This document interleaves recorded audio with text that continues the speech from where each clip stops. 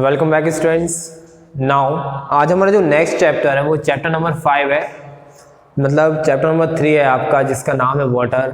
तो अब इसके नाम से ही हमें क्लियर है कि हम इसमें क्या करेंगे, वाटर के बारे में स्टडी करेंगे। तो सबसे पहली बात क्या होती है कि ये तो हम सबको पता है कि वाटर जो होता है वो हम सबके लिए क्या होता है, बहुत ज़्यादा ज़रूरी होता है। और वाटर को हम बहुत डिफरेंट टाइप से क्या करते हैं, यूज़ करते हैं। तो चलिए इस चैप्टर में हम इसी चीज़ को देखेंगे कि वाटर मतलब वाटर के कितने टाइप्स होते हैं, या मतलब इसमें कितने टाइप की इम्प्योरिटीज वगैरह होती हैं, इस बारे में हम इसमें पढ़ना है।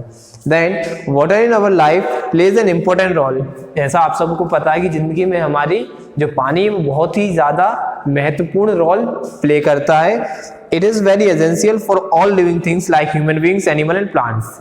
और ये क्या है, हमारे लिए सबके लिए जरूरी है, चाहे वो पेड़ पौधों की बात हो या कोई एनिमल की बात हो या फिर हम मनुष्यों की बात हो। About 97% of the Earth's surface is covered with water।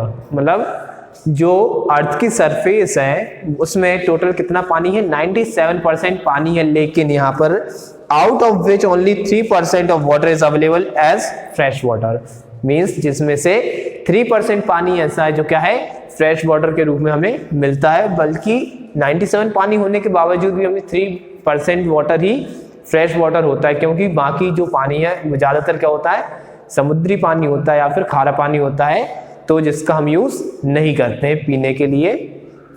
Then most of the fresh water is frozen in the form of glacier and ice caps and not available for use. और जो ज़्यादातर पानी जो फ्रेश वाटर है वो क्या है, जमा हुआ है ग्लेशियर्स पे और आइस के फॉर्म में जमा हुआ है, जिसको हम यूज में नहीं ले पाते। It means there is very little water available for our use. तो इसका मतलब क्या है, यहाँ पर बहुत थोड़ा सा पानी है जो हमारे यूज के लिए उपलब्ध है, हमारे यूज के लिए अवेलेबल है। तो यहाँ हम देखते हैं कि सोर्सेज ऑफ फ्रेश वाटर क्या है। तो what is renewable source, this means that fresh water on earth gets rewind whenever it rains। Means water क्या है, एक रिन्यूएबल सोर्स है। इसमें क्या होता है कि जो पानी है हमारा वो हमें फिर से प्राप्त हो जाता है। जैसे बारिश आती है तो हमारे क्या होता है, अर्थ में जो सरफेस होती है वहाँ पे क्या हो जाता है, पानी इकट्ठा हो जाता है, जिसको हम बाद में यूज कर सकते हैं as a fresh water. Rainfall is a natural source of water. Rainfall falls rivers, lakes, ponds and some of it sleeps into the ground to make ground water. और अभी जो आपकी रेनफॉल है, जब बारिश होती है तो क्या होता है, ग्राउंड वाटर का लेवल जो है वो बढ़ जाता है, क्योंकि ये पानी क्या होता है, रिवर्स, लेक्स, पॉन्ड्स वगैरह यहाँ से पानी क्या होता है, इकट्ठे होते जाता है और हमारा जो ग्राउंड वाटर है उसके सोर्सेज को क्या करता है, फिल होते जाता है और ग्राउंड वाटर जो है हमारा क्या होता है, इंक्रीज होता है उसका level. Then next, however, most of the time the amount of water that is used up is much greater than the amount of that gets renewed through rainfall। That's the reason we should never waste water। और यहाँ पे क्या होता है, हम लोग क्या करते हैं, ज़्यादातर जो पानी हमें मतलब रेन के द्वारा मिलता है उससे कहीं ज़्यादा पानी का हम यूज़ कर लेते हैं। और कुछ यूज़ ऐसा करते हैं कि हम जिसको फालतू यूज़ कर लेते हैं पानी को। जैसे हमारी व्हीकल वगैरह हम क्लीन करते हैं वाटर से, ठीक है। अब उसमें क्या होता है, हमारा कुछ वाटर का अमाउंट जो होता है वो क्या होता है, वेस्ट चला जाता है। जहाँ जितनी ज़रूरत होती है पानी हमें उतना ही खर्च करना चाहिए। जैसा हमारे चैप्टर में लिखा हुआ है कि बहुत कम पानी है जो हमें यूज़ के लिए मिल पाता है एज अ फ्रेश वाटर। अब इसके बाद rivers, lake and ponds are natural sources of fresh water. और जो आपकी रिवर हैं, लेक्स हैं और पॉन्ड्स जो हैं, मतलब नदियां हैं, आपके झरने हैं और क्या बोलते हैं आपका डैम जो है, वो सब क्या है, एक नेचुरल सोर्स है फ्रेश वाटर के लिए। The river that are formed from the melting snow of the Himalayan mountain are known as perennial rivers. और ऐसी रिवर्स जो कि कहाँ से, हिमालयन माउंटेन से मिलती हैं, वो कैसी कहलाती हैं, आपकी पेरिनियल रिवर्स कहलाती हैं। अब उसके बाद Ganga, Yamuna, Indus and Brahmaputra are some such rivers. और ऐसी ही रिवरों में किन किन का नाम आता है, ऐसी नदियों में नाम आता है गंगा का, यमुना का, इंडस का और ब्रह्मपुत्र। ये जो आपकी 4 नदियां हैं इनका नाम भी इसी लिस्ट में आता है। ये सब हम कहाँ से, ग्लेशियर्स और मेल्टिंग स्नो हिमालयन माउंटेन से इनको हमको मिलती हैं। The rivers of peninsula India such as Godavari, Krishna and Kaveri are rain feed और नॉन पेरिनियल रिवर्स। और ये जो आपकी कुछ रिवर्स हैं, गोदावरी है, कृष्णा है, कावेरी नदी है, ये क्या है, नॉन पेरिनियल रिवर्स है। ये हमें कहाँ से नहीं मिलती है, हिमालयन माउंटेन से नहीं मिलता है। Farmers in India depend largely upon rain. जो हमारे फार्मर्स होते हैं, हमारे जो किसान होते हैं, वो क्या है, ज्यादातर किसके ऊपर आश्रित रहते हैं, तो वो ज्यादातर रहते हैं, डिपेंड होते हैं वो किस पर, रेन पे, कि भाई बारिश होगी तो उनके खेतों में सिंचाई हो पाएगी। But the amount of rainfall is not fixed. और जो बारिश का जो अमाउंट होता है, मीन्स उसका कितने अमाउंट में बारिश हो, ये तो कोई फिक्स नहीं होता, कहीं कम होती है तो कहीं ज्यादा हो जाती है। Also the distribution of rainfall is not uniform. और जो डिस्ट्रीब्यूशन होता है आपके काय का, रेनफॉल का, वो कोई यूनिफॉर्म नहीं होता, वो कभी भी कहीं भी कितनी भी हो सकती है। इससे कोई फिक्स नहीं रहता कि मतलब इतने एरिया में इतनी ही बारिश होगी, ये कभी फिक्स नहीं होता है। This means that while some places get a good amount of rainfall, other do not। मतलब इससे क्या होता है कि इसी का कारण है कि मतलब कुछ ऐसी जगह है जहां पर क्या होता है, अच्छी खासी बरसात हो जाती है, लेकिन कहीं कहीं पर बारिश नहीं हो पाती है। तो बारिश तो वैसे फिक्स होती नहीं है, ये तो हमें पता है भाई, कहीं भी कितनी भी पानी गिर सकता है। Moreover, it does not rain throughout the year, therefore we need to conserve water by building wells, canals, dams, reservoirs and tanks। अब यहाँ पर लिखा हुआ है it does not rain through out the year. यदि मतलब कोई वर्ष में कभी कभी क्या होता है, बारिश होती भी नहीं है, कहीं कोई ऐसे एरिया होते हैं, बहुत से एरिया ऐसे हो जाते हैं जहां पर बारिश नहीं हो पाती, तो हमें क्या करना चाहिए, पानी जो है उसको हमेशा कंजर्व करके रखना चाहिए। हमारे मतलब वेल्स में, कुओं में, डैम्स में, छोटी छोटी नहरों में, या हम छोटे छोटे टैंक्स बना लें अपने घर के आसपास, जिससे हम हमारे रेन वाटर को कंजर्व कर सकें। ठीक है। Impurities in water. अब वाटर जो होता है उसमें इम्प्योरिटीज भी होंगी। ठीक है। तो दो टाइप की वाटर में इम्प्योरिटीज होती हैं। पहली तो होती है सॉल्युबल इम्प्योरिटी और दूसरी होती है इनसॉल्युबल इम्प्योरिटी। अब फ्रेश वाटर की बात करते हैं तो फ्रेश वाटर तो पूरी तरह से प्योर होता है। ठीक है। प्योरेस्ट फॉर्म जो होता है वाटर का। अब उसमें क्या होता है, कई बार आप पानी में यदि नमक मिला के देखोगे, जो आपका वाटर है, जैसे हमारे पास इम्प्योरिटी दो टाइप होती है, एक सॉल्युबल और एक अनसॉल्युबल। तो सॉल्युबल में क्या होगा कि आपका जो पानी है, जब आप उसमें नमक मिलाओगे, मीन्स वाटर में जब आप नमक को ऐड करते हो, देन वहां पे क्या होता है, नमक तो पूरी तरीके से क्या हो जाता है, घुल जाता है आपके पानी में। ठीक है। अब पानी में नमक तो घुल गया, लेकिन आपका जो पानी है वो कैसा हो जाएगा, वो हो जाएगा इम्प्योर। और हमें जो नमक घुला है पानी में वो हमें इजीली दिखाई नहीं देगा। ठीक है। तो ये क्या होती है, सॉल्युबल इम्प्योरिटीज होती है। अब इनसॉल्युबल इम्प्योरिटीज तो मतलब ऐसी आप कोई भी चीज को उसमें डाल दो पानी में, जैसे फॉर एग्जांपल हम काय का ले लें, रेत वगैरह, कुछ भी जो मतलब हमारी इम्प्योरिटीज का काम कर जाए। ठीक है।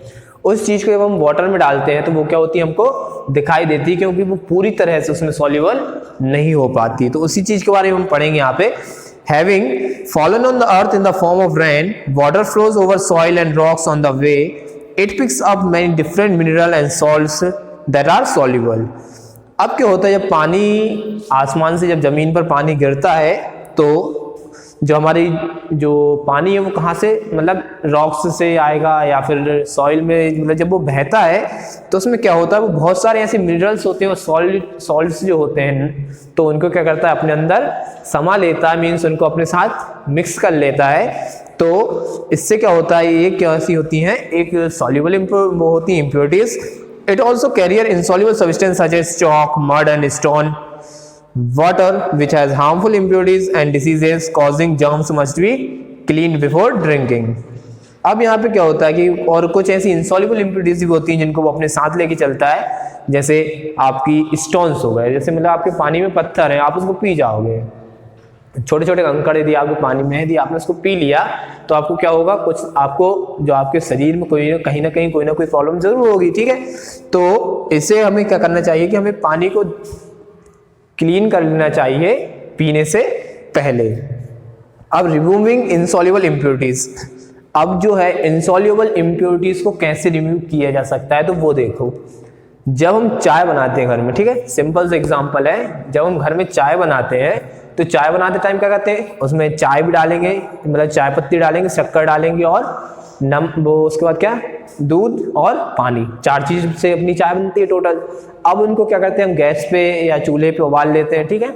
जैसे ही जो चाय पत्ती उसका कलर जो छोड़ देती है, उसके बाद क्या होता है, हम उसको छानते हैं। ठीक है, तो हम जब उसको छानते हैं तो हम क्यों छानते हैं, उसका भी एक रीज़न है, क्योंकि वहाँ जो हमारी चाय बन चुकी होती है वो कहीं ना कहीं उसमें इम्प्योरिटीज होती हैं, किसकी, आपके चाय पत्ती की।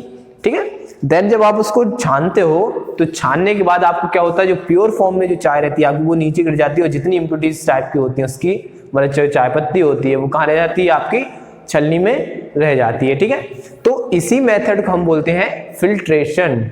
ठीक है, तो यहाँ देखते हैं, in filtration of paper, a filter paper is used through which the mixture is passed.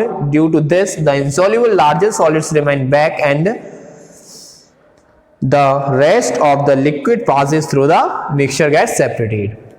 अब ऐसे ही इसमें लिखा हुआ है कि जैसे यदि आपके पानी में कोई इनसॉल्युबल इम्प्योरिटीज है, जैसे कोई पत्थर है, छोटे छोटे कंकड़ पत्थर हैं जो आपको इजीली दिखाई नहीं दे पा रहे हो, तो आप उसको कैसे प्योर करोगे, जब आप उस पानी को छानोगे, मतलब छन्नी के यूज कर लो या फिर किसी और चीज के यूज करके जब आप उसको छानते हो तो उसमें क्या होता है कि जो आपके कंकड़ पत्थर हैं जो छोटे अमाउंट के हैं तो वो कहाँ रुक जाते हैं, उसी छलनी में रुक जाते हैं, और आपको उसकी छलनी के बाद जो पास होता है वाटर उसमें से, तो सिर्फ वही अमाउंट मिलता है आपको वाटर का जो क्या हो, प्योर हो। ठीक है, और पानी का सिर्फ दो चीज कहा जाता है कि पानी को पीने से पहले क्या करना चाहिए, हमेशा उबाल कर पीना चाहिए, ताकि उसके अंदर जितने भी जर्म्स होते हैं तो वो सारे के सारे क्या हो जाए, खत्म हो जाए।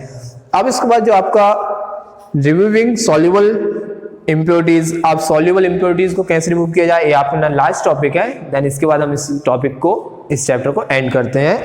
There are two ways of separating dissolved substance from water. यहाँ पर दो तरीके हैं जिससे हम क्या करते हैं, जो वाटर है, मतलब जो सॉल्युबल सब्सटेंस, उनको क्या कर सकते हैं, हमारे पानी से अलग कर सकते हैं। तो पहला तो हो गया आपका इवेपोरेशन।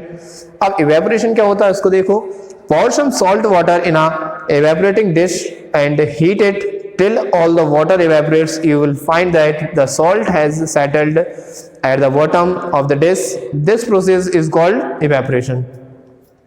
अब देखो evaporation क्या होगा, जैसे आपने पानी है आपका, जब आप उसको एक बर्तन में रखोगे और नीचे से उसमें क्या, उसको एक टेम्परेचर दोगे, प्रॉपर टेम्परेचर, जब आप उसको गर्मी दोगे तो आपका जो नमक है वो कहाँ हो जाएगा, आपके उस बर्तन के नीचे साइड आके बिल्कुल बैठ जाएगा। ठीक है, और आपका जो वाटर है वो कहाँ, ऊपर रहेगा, और जो आपका नमक है वो कहाँ आगे, आपका नीचे आके बैठ जाएगा। तो यही आपकी कहलाती है इवेपोरेशन की प्रोसेस। फिर डिस्टिलेशन है, व्हेन वी सेपरेट और dissolved substance from water by the method of evaporation, the water is converted into water vapour and escapes into the air.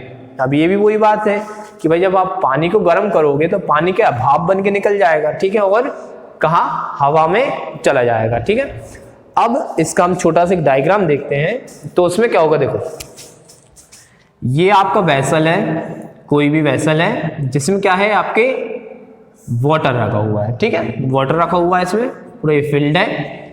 अब इस वाटर में क्या है, इम्प्योरिटीज हैं, वो इम्प्योरिटीज काय की हैं, आपका कोई सॉल्युबल सब्सटेंस इसमें मिक्स हो चुका है।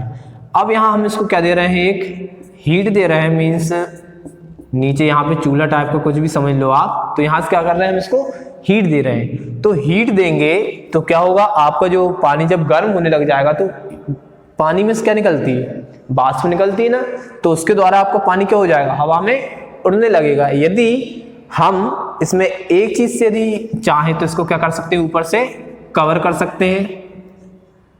जैसे हमने नॉर्मली घरों में देखते हैं कि जब हम खाना बनाते टाइम हमारी मम्मी क्या करती हैं कि जैसे उन्होंने कढ़ाई पे ढाक देती है ऊपर से एक बर्तन एक्स्ट्रा, तो उस बर्तन में क्या होता है, हमें वहां से नॉर्मली पानी दिखता है, जो ऊपर जो बर्तन ढका हुआ होता है उसमें पानी दिखता है ना।